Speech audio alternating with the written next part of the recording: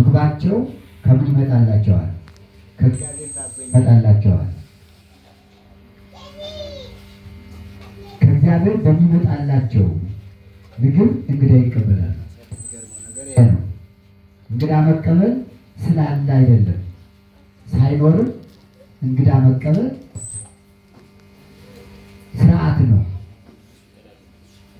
ካለ ያለውን መካፈል፣ ከሌለ ግን እግዚአብሔር ለእንግዶች እራትና ምሳ ይልክላቸዋል። አባ አንጦንዮስና አባ ጳውሊ ሁለቱ ፍጹማን የበቁ እንግዶች ናቸው። በጳውሊ ብሕትውና በአንጦኒ ምንኩስና ተጀምሯል። አባ አንጦንዮስ እግዚአብሔርን ጠይቀው ታላቅ አባት አባ ጳውሊ እንዳለ ወደዚያ ላካቸው። እግዚአብሔር ሄዱ፣ በር አንኳኩ።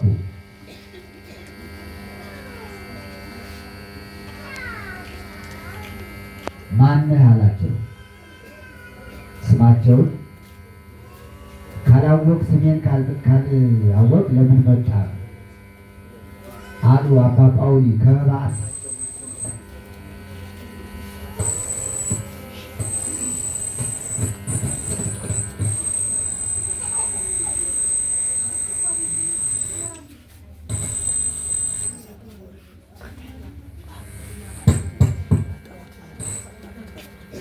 በኋላ መንፈስ ቅዱስ ለአባ አንጦኒ የአባ ጳውሊን ስምና ቤቱና ገለጸላቸው። አባ አንጦኒ በሩ ሲንኳኳ ጳውሊ ጳውሊ ጳውሊ ብሎ ጠራ። ስሙን መንፈስ ቅዱስ ነገረው። ከፈተለት። ጎንጎርኩ ወተሮ ሊቀ ወረከብኩ ብእሴ ገዳማዊ ጳውሎስ። በሩን ሳንኳኳው ተከፈተልኝ። ጳውሎስ የሚባል ገዳማዊ ባህታዊ ፍጹም አባት አለ። ሁለቱ ነገር እግዚአብሔርን አንድነቱን፣ ሶስትነቱን፣ ቸርነቱን፣ ጸጋውን፣ ሲነጋገሩ ዋሉ። ማታ 11 ሰዓት በኋላ የራት ሰዓት ደረሰ።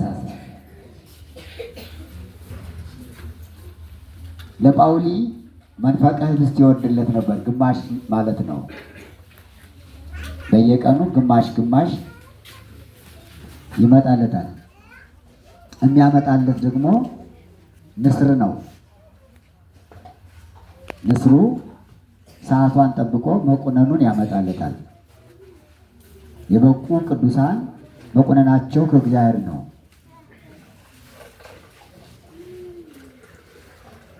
እንደ ሀብታቸው ግማሽ የሚላክለት አለ፣ ሙሉ የሚላክለት አለ፣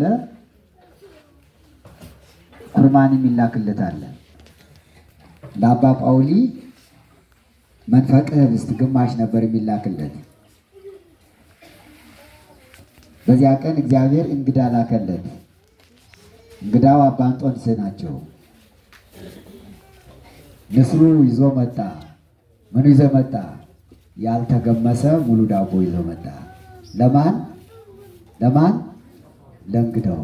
እግዚአብሔር እንግዳ በቅዱሳን በፍጹማን አድሮ ይቀበላል። ፍጹማን እንግዳ ይቀበላሉ። ያቺ ቀን ለየት ያለች ቀን ናት። ሙሉ ኅብስት የወረደባት ቀን ስለሆነች ጳውሊ ተነሳና ፈጣሪውን አመሰገነ። ካመሰገነ በኋላ ወደ አባ እንጦንስ ዞር ብሎ አባ እንጦንስ አንተ ነህ ታላቁ አባት ፍጹም አባት አለው። በምን አወከኝ አለው። እስካሁን ድረስ የሚወርድልኝ ግማሽ መንፈቀ ኅብስት ነበር። ዛሬ ሙሉ ወረደ። ግማሹ ለአንተ ግማሹ ለእኔ እግዚአብሔር ላከልን። ስለዚህ ጸጋህን ፍጹምነት ግን እዚህ ተረዳው አለው። ጸሎተ ማዕድ ጸለዩና ያ ኅብስት ከሁለት ተገምሶ ግማሹ ለእንጦኒ ግማሹ ለጳውሊ ሆነ። እንግዲህ አባ እንጦንስ እንግዳ ናቸው አይደል? አባ ጳውሊ ቅድም እንዳልኩት ምንም የሌላቸው የዕለት ጉርሳቸውን ከእግዚአብሔር ነው የሚቀበሉ። ግን ፍጹም ሁነው በባታቸው እያሉ እንጦኒ ሲመጣ እግዚአብሔር የእንግዳ መቀበያ ሙሉ ህብስት ላከላቸው። እንግዳ የመቀበል ጥቅሙን አያችሁት? አያችሁት? ለዚህ ነው ሐዋርያው ጳውሎስ እንግዳ መቀበልን አትርሱ።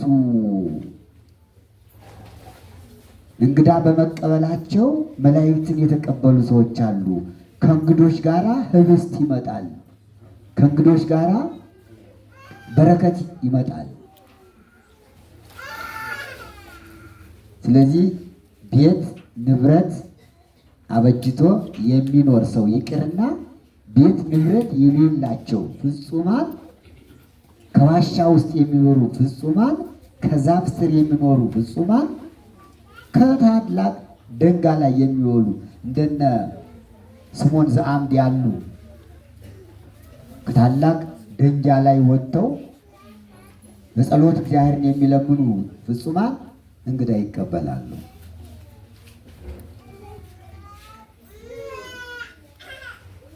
ጌታችን አምላካችን መድኃኔዓለም ክርስቶስ እንግዳ በሆን ተቀበላችሁኝ ያለውን ቃለ ወንጌል በተግባር ይፈጽማሉ።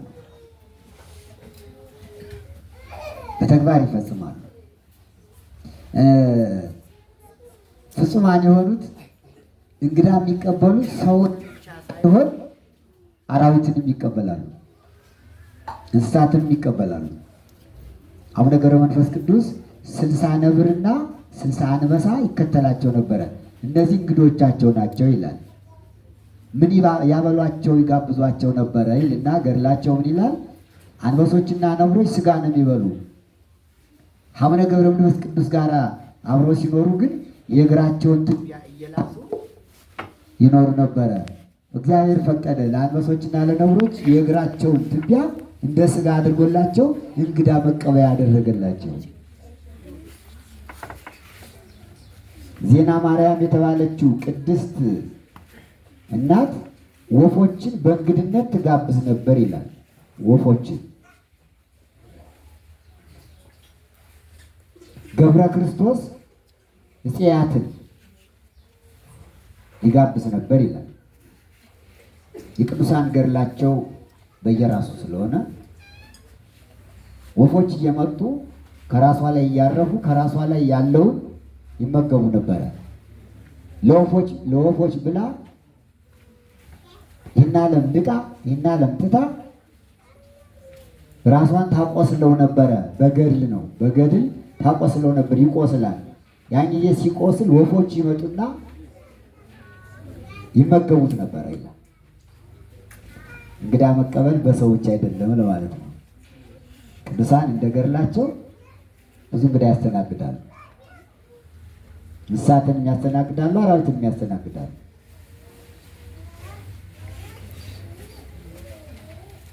አቡነ ገብረ መንፈስ ቅዱስም ይህን ደግመውታል። ሳሙኤል ዘዋልባ፣ አባ አንበስ፣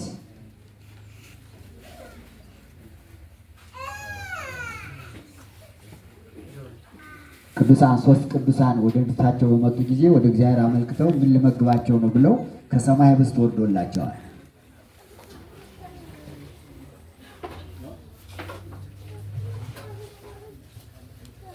ይህ የወንጌል ቃል ለአቡነ ገብረ መንፈስ ቅዱስ ጥቅምት 5 ቀን በዛሬው ዕለት በሚገባ ተፈጽሞላቸዋል። እንደ አብርሃም ሥላሴን ተቀብለዋል። ሥላሴን የተቀበሉበት ቀን ነው ዛሬ። በገድሉ እንደተጻፈው በብሉይ ኪዳን በኦሪት ዘፍጥረት ምዕራፍ 18 ቁጥር 1 ጀምሮ እንደተጻፈው በጻድቁ በአቡነ ገብረ መንፈስ ቅዱስ ገድል እንደተጻፈው የአቡነ ገብረ መንፈስ ቅዱስ የሕይወት ታሪካቸው በግብፅ ኒሳ ከምትባል ሀገር ከስሞንና ከአቅሌስያ ተወልደው በግብፅ ሀገር 300 ዓመት ከኖሩ በኋላ ወደ ኢትዮጵያ መጥተው 262 ዓመት ሲኖሩ የታወቁ ገዳማቶቻቸው ደብረ ከዋክብት ዝቋላና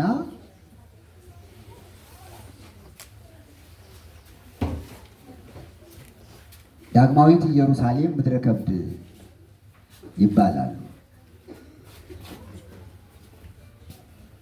ዝቋላ በጣም ተራራ ነው። የ2 ሰዓት መንገድ ይወስዳል ተራራው ርዝመት።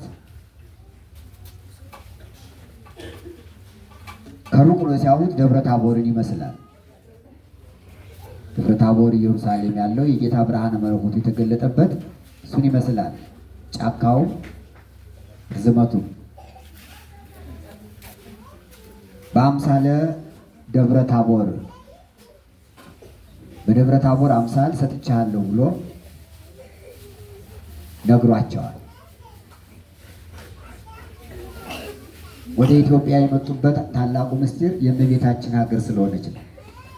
የቅድስት ድንግል ማርያም የቃል ኪዳን የአስራት ሀገር ስለሆነች ወደ እናቴ ሀገር ሂደህ ትኖራለህ ተብሎ ያችን ሀገር ማን ያሳየኛል፣ ማን ይወስደኛል ወደዚያች ሀገር ሲሉ መልአኩ ቅዱስ ገብርኤልን መድቤልሃለሁ ይወስዳል ተብለው መልአኩ ቅዱስ ገብርኤል ነው ከስሳ አንበሶችና ከስሳ ነብሮች ጋራ በሰረገላ ብርሃን አምጥቶ የኢትዮጵያን ምድር የሰጣቸው።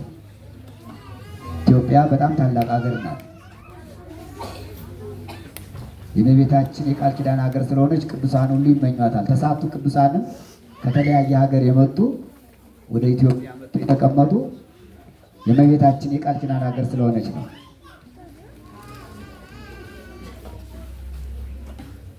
ታላቁ ገዳም ደብረ ከዋክብት ዝቋላ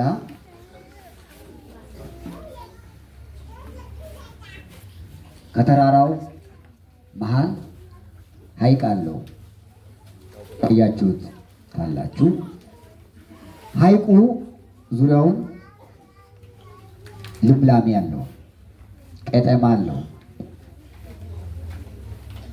ሐይቁ ከመካከል ላይ እያለ እንደገና ደግሞ ከሐይቁ በላይ ታላላቅ ዛፎች፣ ጽዶች፣ ወይራዎች፣ ዘግባዎች አሉበት። የእጽዋትና የሳሮች የዝርያ ብዛት በገድላቸው ላይ ተጽፏል። በሌላ ቦታ የማይገኙ እጽዋት አሉ፣ አዕዋፍ አሉ፣ ጉሬዛዎች አሉ፣ የተለያዩ እንስሳት ይኖራሉ። በጣም የሚደንቀው በሁለቱ ገዳሞቻቸው በምድረ ከብድና በዝቋላ ዛፎቹ፣ ወይራዎቹ እና ጽዶቹ ፂም አላቸው። በጣም የሚደንቅና የሚገርም በአይን ሲያዩት አቡነ ገብረ መንፈስ ቅዱስን 562 ዓመተ ምህረት ልብስ ሳይለብሱ ፀጉራቸው ልብሱ ሆኗቸው ጦራቸው ከታላላቁ ዛፎች ላይ የሚታየው ጭራና ፂም የአቡነ ገብረ መንፈስ ቅዱስን ፀጉር ያስተምራል። 65 ክሌታ ዓመተ ፀጉረ ስጋሁ ኮኖቶ ልብሰተ ይላል። አቡነ ገብረ መንፈስ ቅዱስ ልብስ አልለበሰም። 562 ዓመተ ምህረት እግዚአብሔር ያበቀለለት ጠጉር ልብስ ሆነው።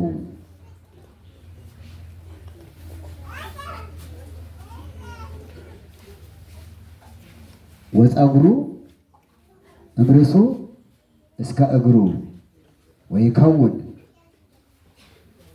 ሀተ እመተ ፀጉሩ ከራስ ፀጉሩ እስከ እግር ጥፍሩ ድረስ የበቀለ ሲሆን የአንዱ ፀጉሩ ርዝመት አንድ ክንድ ይሆናል ይላል።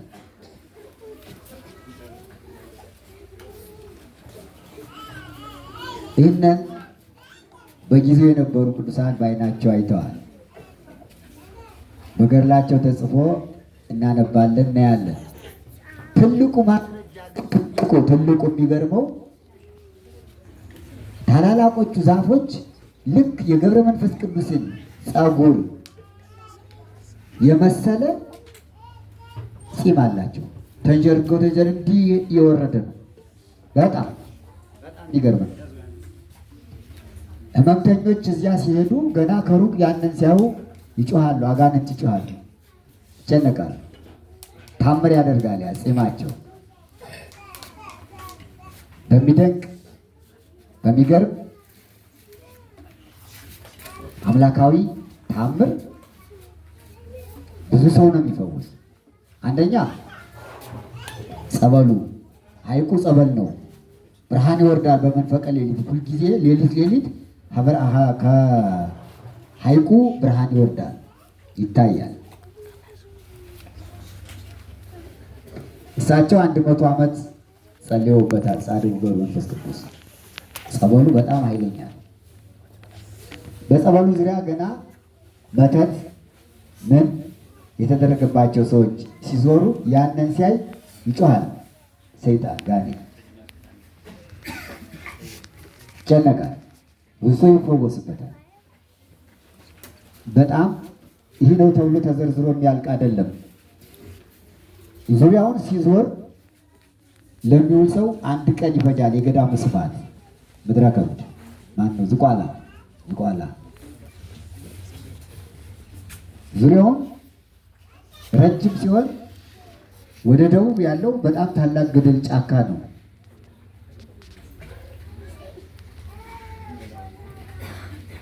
ደብረ ዘይት ከተማ ሆኖ ሲያዩት ልክ ደብረ ታቦርን መስሎ ነው የሚታይ።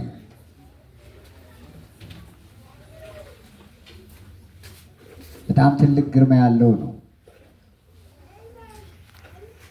በዚያ ተራራ በዚያ ገዳም አንበሶችና ነብሮችን ዘመድ አድርገው ሌሎችንም አርድእቶቻቸውን ይዘው ይኖራሉ።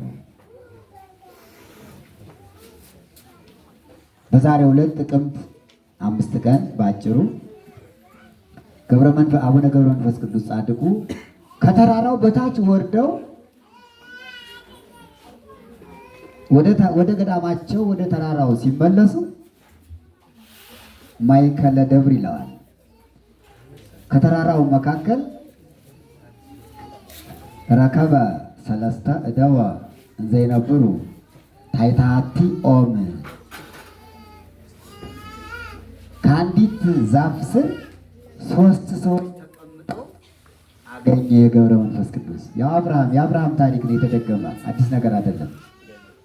አብርሃም ሬ ሰለስተ እደወ፣ አብርሃም 3 ሰዎችን አየ እንዳለ እነዚህ 3ቱ ሥላሴ ናቸው። ስለምናያቸው ከአብርሃም ቤት ከአብርሃም ደጅ መምሬ ከሚባል ዛፍ ስር ተቀምጠው አብርሃም ያያቸው ሥላሴ ለአቡነ ገብረ መንፈስ ቅዱስ ከተራራው መካከል ዛፍ አለች፣ አሁንም አለች። ሥላሴ ያረፉባት ምዕራፍ ትባላለች። ምዕራፍ ሥላሴ ትባላለች። ትጎበኛል። ወጣ ወደ ዝቋላ ተራራ ስንወጣ አለች ዛፏ። የደከመው ሰው እዚያች አርፎ የሚያድርም አለ። አውሬ ያልፈራ ይሄዳል። አቡነ ገብረ መንፈስ ቅዱስ ወደ ገዳማቸው ሊሄዱ ተራራውን ሊወጡ ሲሉ እነዚያ 3 ሰዎች ትንሽ ከሄዱ በኋላ አንተ ለምን አለፍከን? ደክሞናል፣ ና ይህን ተራራ ውጣና ዝለህ አሏቸው። ያው የአብርሃም ሥላሴ አብርሃምን አዝለህ ወደ ቤታችን አስገባን እንዳሉት ገብረ መንፈስ ቅዱስን ደግሞ ጻድቁን ና አዝለህ ይህን ተራራ ውጣን አሏቸው። ቅዱሳን እንኳን ጠይቀው ነው ትሩፋት የሚሰሩ። እንኳን ዘለን ተብለው ልዘላችሁ ነው የሚሉ። እሺ ያሉ አንዱን አዘሉ። ወደ ላይ ከፍ አድርገው አውጥተው ተመለሱ። አሁንም ከዚያው ላይ ሶስቱን ገለጡላቸው። ወደ ታች ሳይመለሱ እዚያው ካሉበት ላይ ሶስታቸው ተገለጡላቸው። እንዴት መጣችሁ አሏቸው። አንተ ደክሞሃል፣ ግን ይህን ኃይል የት አገኘህ? እህል አትበላ፣ ውሃ አትጠጣ፣ ይህን ተራራ አስታወጣን። ይህን ኃይል የት አገኘህ? የት ታውቁኛላችሁ? ልብላ አልብላ፣ ልጠጣ አልጠጣ። ቅዱሳን ከሚሰሯት ትሩፋት አንዷ ከተነካች አይወዱም። አቡነ ገብረ መንፈስ ቅዱስ አትበላም አትጠጣም የሚላቸው አይወዱም። ትሩፋት ገድላቸው እንዲገለጥ አይወዱም። እና ሥላሴ ግን በሚያውቁት ምስጢር አትበላ አትጠጣ፣ ይህን ተራራ እኛን አዝለህ እንዴት ማውጣት ቻል ሲሏቸው መብላትና ለመብላቴ ነህ የት ታውቃለህ? ናትናኤልም መድኃኔዓለም ክርስቶስ አሁ መጻ እስራኤላዊ ዘአልቦ ጽልቦት ክዳት የሌለው ሰው መጣ ሲለው ባየት የታመረኒ ወዴት ታውቀኛለህ ብሎታል እንዳለው ማለት ነው። እግዚአብሔር ሁሉን ያውቃል። የሰዎችን ደግነት ስራ ያውቃል። እናውቃለን እንጂ ከእናትህ ማኅፀን ጀምሮ የቀደስኩህ እኔ ነኝ። 562 ዓመት እህል እንዳትበላ ውሃ እንዳትጠጣ በረከቱን ጸጋውን ያደልኩህ እኮ እኔ ነኝ። ይህን ፀጉር ያለበስኩህ እኮ እኔ ነኝ፣ ፈጣሪ ነኝ ብሎ ገለጸላቸው። ከዚያ በኋላ ገረማቸው። እዚያ ዛፍ ስር አልፎ ከሄዱ በኋላ ከተራራው ደርሰው በጣም አመሰገኑ። በጀርባቸው አዝለው ሦስቱንም ወጡ። አብ በዘባኑ፣ ወልድ በዘባኑ፣ መንፈስ ቅዱስ በዘባኑ ይላል። ገብረ መንፈስ ቅዱስ አዋከየ አዋከየ አዋከየ ስኑ ደምግባቱ በጣም እንደ ፀሐይ በራ። ሥላሴን በጀርባ ወጣ ይላል ገድላቸው። በኋላ ቃል ኪዳን ተቀበሉ። ገብረ መንፈስ ቅዱስ 2 ቀን ቃል ኪዳን ተቀብለዋል። የዛሬው የጥቅምቱ አጋንንትን ድል እንዲያደርጉ የተሰጣቸው ቃል ኪዳን ነው። መጋቢት 5 ደግሞ በዕለተ ዕረፍታቸው የመጨረሻው ሙሉ ቃል ኪዳን የተሰጠበት ቀን ነው። ወዳጄ ገብረ መንፈስ ቅዱስ ይህን ሁሉ ደከምክ፣ አትበላ አትጠጣ፣ ይህን ሁሉ ገድል፣ ጾም፣ ጸሎት ፈጸምክ። ይህ ብቻ አይደለም፣ አጋንንት ወጉ። አጋንንት ይጣሏቸው ነበር። ዓይናቸውን ሳይቀር ቁራ መስሎ አንድ ዓይናቸውን ወስዶባቸዋል። በጦር ይወጋቸው ነበር፣ ያሰቃዩቸው ነበር። ያን ሁሉ ገድል ነው የታገሱ። ዛሬ አጋንንትን ድል ታደርጋቸው ዘንድ ኃይል ሰጥቻለሁ፣ መብረቅ ነጎድጓድ ሰጥቻለሁ። ከፊት በኋላ በቀኝ በግራ ሰራዊት ሆነው ያጅቡሃል። እነዚህን ያሉትን አጋንንት የሚያሰቃዩን አጋንንት በመብረቅና በነጎድጓድ ድል ትነሳለህ አላቸው። መጣ መባርቅት ነጎድጓድ መጡላቸው።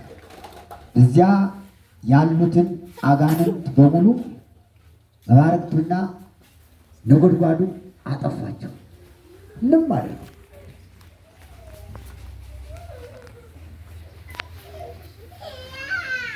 የኢትዮጵያን ሕዝብ ማርልኝ ብለው ጠየቁ። ምሬልሃለሁ አላቸው። ቃል ኪዳን ተቀበሉ።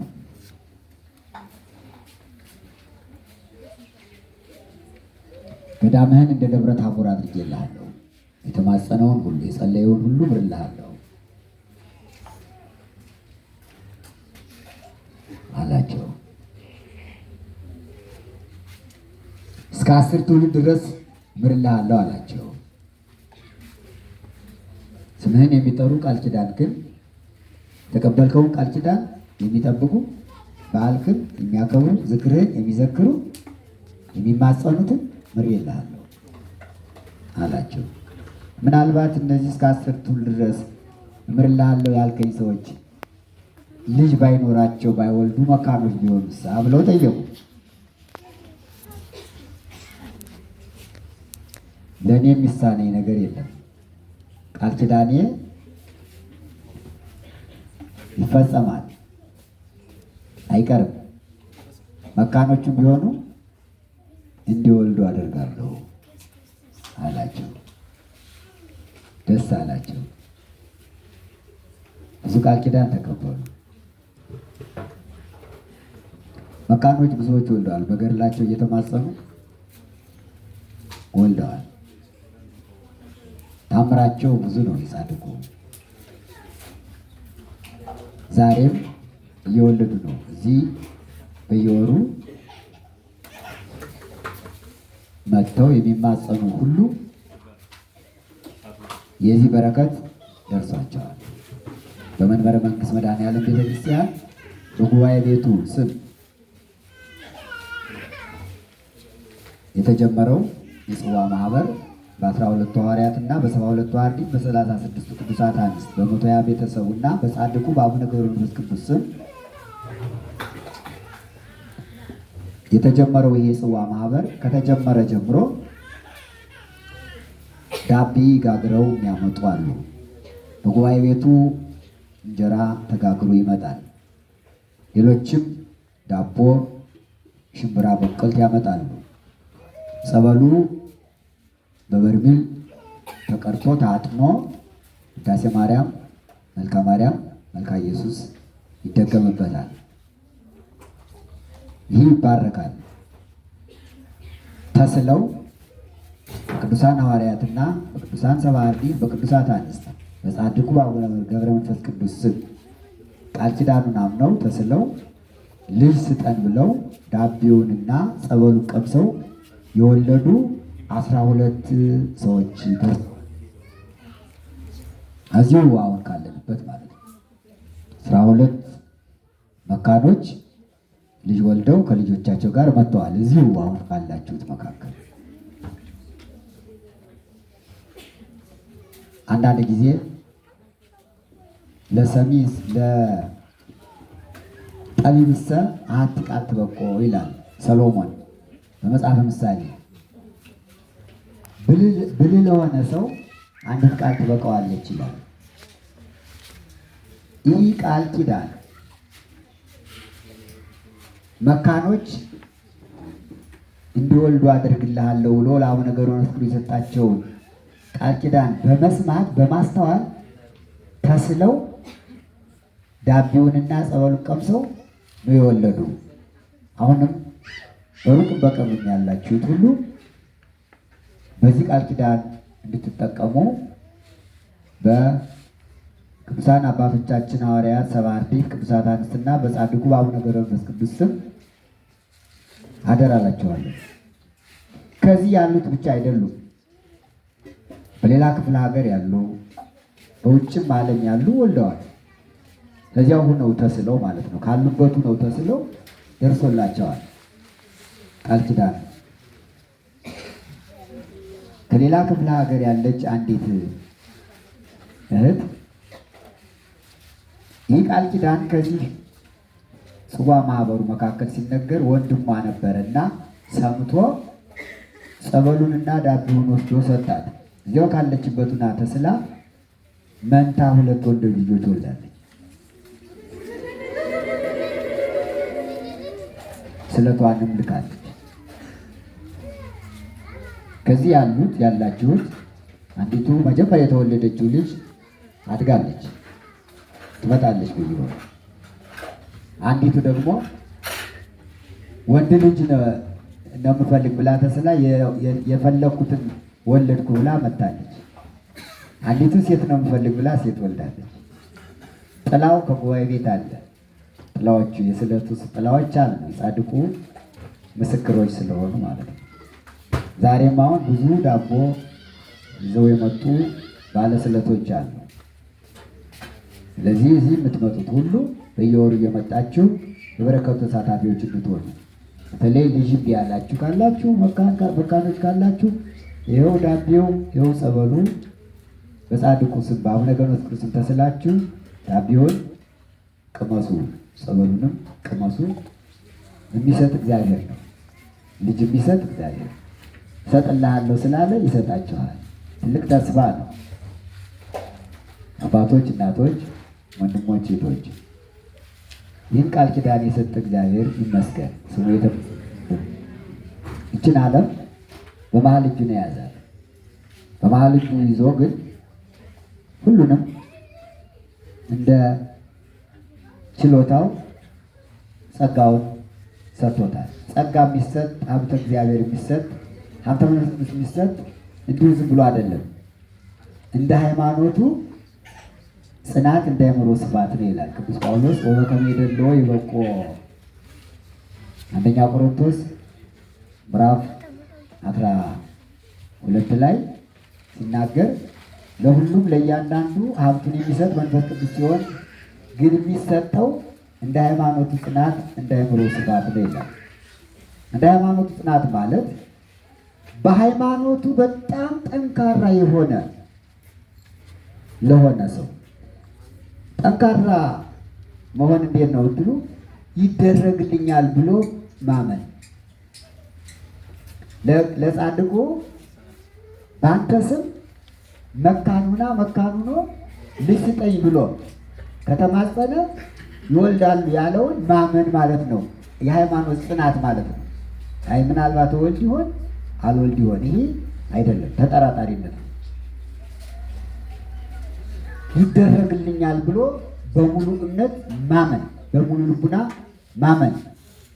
እንኳን ለምነነው ሳንለምነው እንደሚሰጠን ወዘንበልን ሳለው ይውፍቶተነ ይላል በመጽሐፈ ኪዳን። ሳንለምነው ገና የምንለምነውን አውቆ እግዚአብሔር ይሰጠናል ይላል።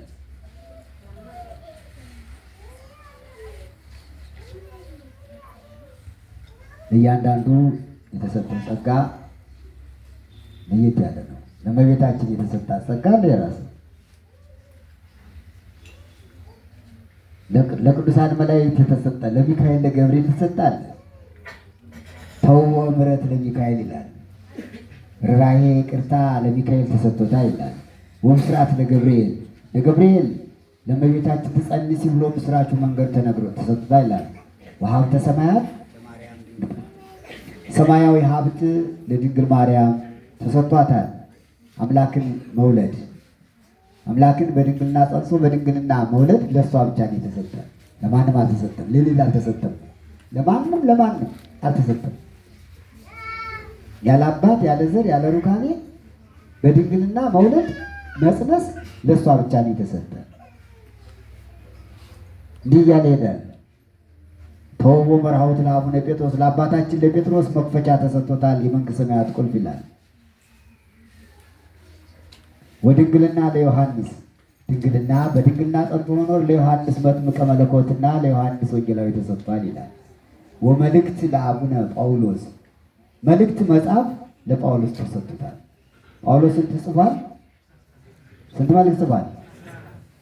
14 መልእክት ጽፏል። እስመ ውእቱ ብርሃነ ለቤተ ክርስቲያን ይለዋል። ይጠቅሳል። ወመልእክት ለአቡነ ጳውሎስ ካለ በኋላ እስመ ውእቱ ብርሃነ ለቤተ ክርስቲያን የቤተ ክርስቲያን ብርሃኗ እሱ ነውና መልእክት መጽሐፍ ለተሰጥቶታል። አሁን በቅዳሴ የሚነበበው የእሱ ነው መልእክቱ በብዛት የቤተ ክርስቲያን ብርሃን ነው። ቅዱስ ጳውሎስ የቤተ ክርስቲያን ዓይን ነው። ስለዚህ ለሁሉም ሀብት ስላለው ይደረግልኛል ብሎ ያመነ ሰው ይደረግለታል። አእምሮ ደግሞ ሰፊ ለሆነ ይላል። እንደ አእምሮ ስፋት ጠባብ አእምሮ ያለው ሰው ለራሱ ባይሆን እንኳን ለሌላ ጠባብ አእምሮ ያለው ጠባብ አስተሳሰብ ያለው ሰው ችኩል ሰው ለራሱ አይጠቀም እንኳን ሰው ሊጠቅም ስፋ አእምሮ ይባላል። ሰፊ አእምሮ ማለት የነገውን የሚያስብ የዛሬውን ብቻ ሳይሆን የነገውን የሚያስብ ዛሬ ያለበትን ችግር ብቻ ሳይሆን ችግሩ አልፎ ነገ ከእግዚአብሔር ዘንድ ይደረግልኛል ብሎ የሚያስብ ማለት ነው። ዛሬ ደግሞ ተድላ ደስታ ይዞ ሁሉም ወልቶለት የሚበላ የሚጠጣ ሀብታም ከሆነ ደግሞ ነገ ሞታለሁ ብሎ የሚያስብ የዛሬውን ድሎት ብቻ የማያስብ ከለበስኩ በላሁ ወጠገብኩ ወጠጣሁ ምን ችግር አለ የማይል ነገ ታመማለሁ የሚል ሰፊ አእምሮ ያለው ሰው እንደዚያ ነው። በጤና እያለ ነገ ታመም ይሆናል ብሎ የሚያስብ፣ በሕመም ላይ እያለ ደግሞ ነገ ድናለሁ ብሎ የሚያስብ ይህ ሰፊ አእምሮ ያለው ሰው ይባላል። ሀብት የሚሰጥ እንደ ሃይማኖቱ ጽናት እንደ አእምሮ ስፋት፣ የአእምሮ ስፋት ራቅ አድርጎ ማሰብ፣ መውደድ፣ ሰው እርስ በርስ መዋደድ፣ ዘመን ያመጣው ብቻ ይዞ እንዲሁ ዝም ብሎ ዘመድ ከዘመድ ብቻ ዘር ከዘር ብቻ እየተቆጣጠረ ይሄ አእምሮ ጠባብ የሆነ ነው። እንዲህ ያለው ጠባብ አእምሮ ይባላል። ሰፊ አእምሮ የሌለው ነገ የሚመጣው ምን እንደሆነ አያውቅም። የተጎዳ የተገፋ የተበደለ ነገ የት ላይ እንደሚደርስ አያውቅም። ምን እንደሚሆን ገፊ ይገፋል ይላል፣ የበደለ ይበደላል ተመልሶ ይላል። አንድ ጨርሻለሁ። አንድ ባለ አእምሮ ክርስቲያን በዚህ በቅዱስ ወንጌል ተጽፏል። ጌታችን ሲያስተምር ምን አለ?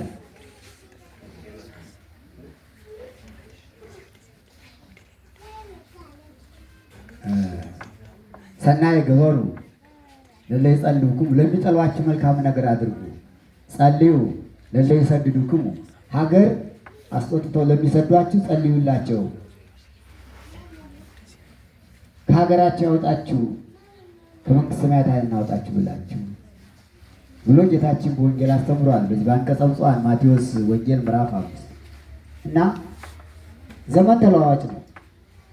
ዘመነ ክርስቲያን አልፎ ዘመን አረማውያን ሆነ። ክርስቲያኖች የሚኖሩበት ዘመን አለፈና አረማውያን የሰለጠኑበት ዘመን ሆነ ይላል። ክርስቲያኖች በስልጣን በነበሩበት ጊዜ ሌሎችን አብረው እኩል ይዘዋቸው ነበር ይላል። አረማውያን ዘመን አረማውያን ሲሆን ግን አንድ አረማዊ በክርስቲያኖች ላይ ግፉን አበዛው። ጠባብ አእምሮ ማለት ይሄ አእምሮ ጠባብ ስለሆነ ስልጣን አገኘው ምን አለና ክርስቲያኖችን መጨፍጨፍ፣ መደብደብ፣ መግደል፣ ማሳደድ ጀመረ። ከክርስቲያኖች አንዱ ይህን ወንጌል የተማረ ለሚያሳድዷችሁ ጸልዩላቸው ያለውን አምላካዊ ቃል ስለሚያውቅ ሀገር ውጣ፣ ሀገራችን አትቀመጥ፣ ውጣ ተጋር አንኖርም ብሎ የአረማዊ ክርስቲያኑን ሲያሳድደው ምን ብሎ ይጸልይ ነው?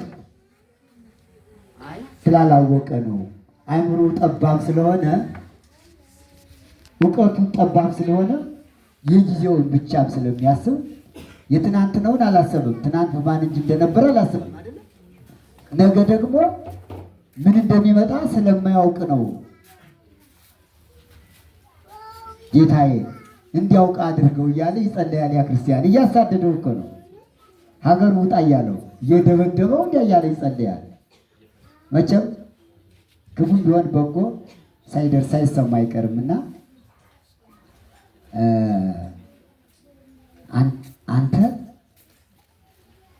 እነዚህ ክርስቲያኖች እኮ አእምሯቸው ሰፊ ነው፣ ሃይማኖታቸው ጽኑ ነው።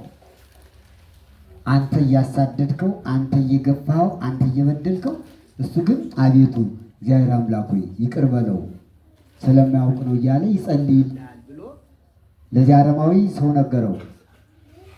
ለእኔ አዎ እየደበደብኩት፣ አዎ እያሳደድኩት፣ አዎ ለምን ለእኔ ጠላት ስትሆን ለምን ለእኔ ወደ እግዚአብሔር ያመለክትልኛል? አይ ፈጣሪው አምላኩ ኢየሱስ ክርስቶስ ለሚያሳድዷችሁ ጸልዩላቸው ስለሚል ወንጌሉ በፈጣሪው ሕግ ጸንቶ ነው አሉ። እኒህ ክርስቲያኖች ሃይማኖታቸው ጽኑ የሆነ ፈጣሪያቸው እንዴት ያለ ደግ ሊሆን ነው ብሎ አደነቀ። ተመለሰች ያቺ ዘመነ አረማዊ አለፈ። ዘመነ ክርስቲያን ተመለሰ። የተሰደዱት ክርስቲያኖች ተመለሱ። እነዚህ አረማውያን ደግሞ ክርስቲያኖች ሲመለሱ እንደነሱ መስሏቸው ሊጨፈጭፉና ነው አሉና ተጨነቁ። ይህ ጠባብ አይምሮ ማለት ይሄ ነው።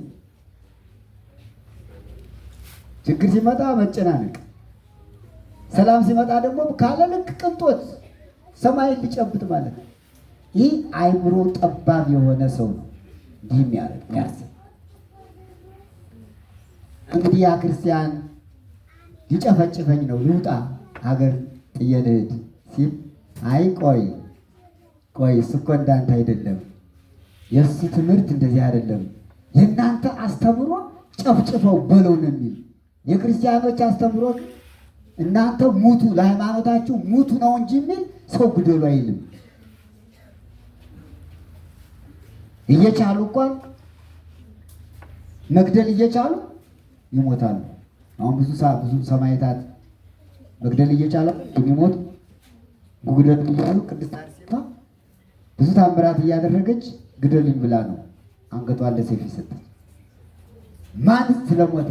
መድኃኒዓለም ክርስቶስ በመስቀል ላይ አይሁድን መግደል ሲችል አይደል የሞተ?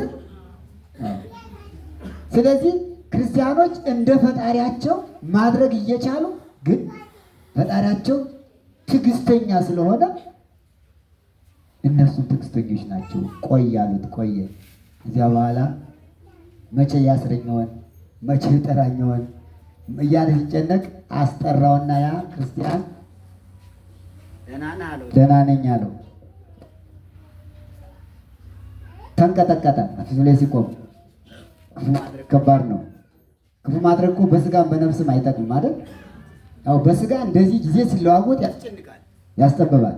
በነፍስ ደግሞ በእግዚአብሔር ዘንድ እንዲሁ ከዚህ የበለጠ ያስጨንቃል። እየተንቀጠቀጠ ቀረበ። ምኑ ነው የምትንቀጠቀጥ? ፈርቼ ትገለኛለህ ብዬ። ለምን? እኔ እንዲህ ስላደረኩብህ። አይ የእኛ ሕግ ወንጌል የሚረግሟችሁን መርቁ፣ የሚጠሏችሁን ውደዱ፣ ክፉ ለሚያደርጉባችሁ መልካም አድርጉ ነው የሚልና ሾሜሃለሁ ብሎ ስልጣን ሰጠው። አሁን ዛሬ ማድረግ ጠላት ሲገኝ በጥርስ ነው የሚባል። ጠላት ሲገኝ በጥርስ ነው። አሁን ኛኛ አድርጎ ማኘክ ነው። ቅዱስ ጳውሎስ በገላትያ መልእክቱ ገረመውና መሰ ትትባሉ ወትትናሰኩ ታልቆ ተርፈክሙ ይላል። እርስ በርሳችሁ ተነካከሳችሁ፣ በጥርሳችሁ አድርጋችሁ ተበላላችሁ። ትትባሉ ተበላላችሁ፣ እርስ በርሳችሁ ተበላላችሁ። ወትትናሰኩ ተነካከሳችሁ፣ ታልቆ ተርፈክሙ በሰይፍ መቀራደድ ብቻ አንገታችሁን መቁረጥ ቀርቷችኋል እንጂ ተበላልታችሁ አልቃችኋል ብሏልና። ያለንበት ዘመን ጠላት ሲገኝ በጥርስ ነው የሚባል። ክርስቲያኖች ግን የተፈቀደልን ይህ አይደለም። መተሳሰብ፣ ለጠላቶቻችን መጸለይ፣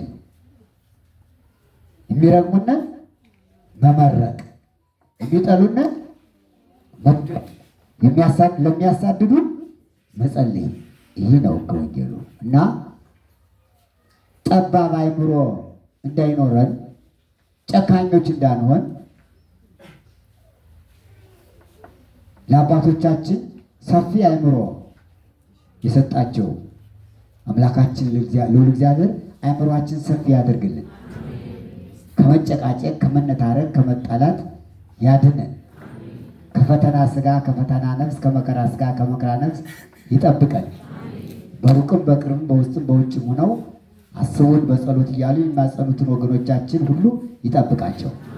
ለሁሉም ጸልዩ። ጸሎት ለክርስቲያን ብቻ አይደለም፣ ለማንኛውም በዓለም ለሚኖር ፍጥረት ሁሉ መጸለይ ይገባል።